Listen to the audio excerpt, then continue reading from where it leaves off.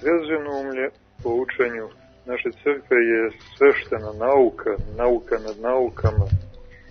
ili umjetnost nad umjetnostima. I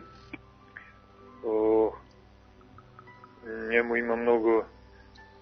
divnih spisa svetih otaca koja nas uče kako da se liječimo od svojih duhovnih bolesti, kako da uz pomoć pokajanja i molitve dovodimo svog unutrašnjeg čovjeka u neki blagodatni balans, kako da se vratimo sebi, da bismo od sebe krenuli i ka samome Gospodu. I tu zaista naša sveta crkva nudi mnogo korisnih savjeta i svetih iskustava svetih trezvenoumnih otaca. Čuveni zbornik Dobrotoljublje jeste knjiga u kojoj su sabrana ta iskustva i te pouke.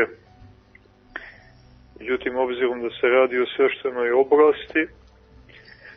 koja nije baš tako lako ni pristupačna, ni dostupna, ovom prilikom preporučujemo jednog od trezvenoumnih otaca koji je blizak našem vremenu, a koji je naslijedio to učenje od velikih otaca naše crkve, a to je sveti otac Pajsije, Svetogorac. Evo baš u ove naše dane pojavili su se i mnoge njegove knjige, tako da eto, svim onima koji su zainteresovani za trezvenoumlje, a opet bez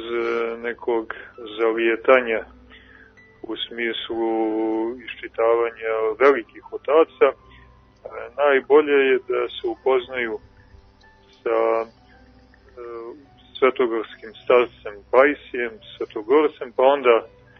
preko njega postepeno ili preko svetih optinskih staraca da polako, svakako uključujući i svoj život u oblast, odnosno ne samo čitajući nego i praktikujući, onda mogu i na pravi način da razumiju i gusto i jezgrovito učenje velikih trezvenoumnih otaca naše crkve. I u svakom slučaju i tekako ga je moguće praktikovati, ne samo što je moguće, nego je i krajnje neophodno u ovo naše vrijeme kad je baš izložen strahovitoj agresiji do sad neviđenoj, kad se vode nevidljivi ratovi, kad se bujica informacija svakodnevno uliva kroz naša čula, u naš duhovni prostor, tako da nam je iskustvo trezvenoumnih otaca od velike važnosti i gotovo da je jedini način da prevaziđemo sva ova nova i savremenoj tehnologiji svojstvena iskušenja.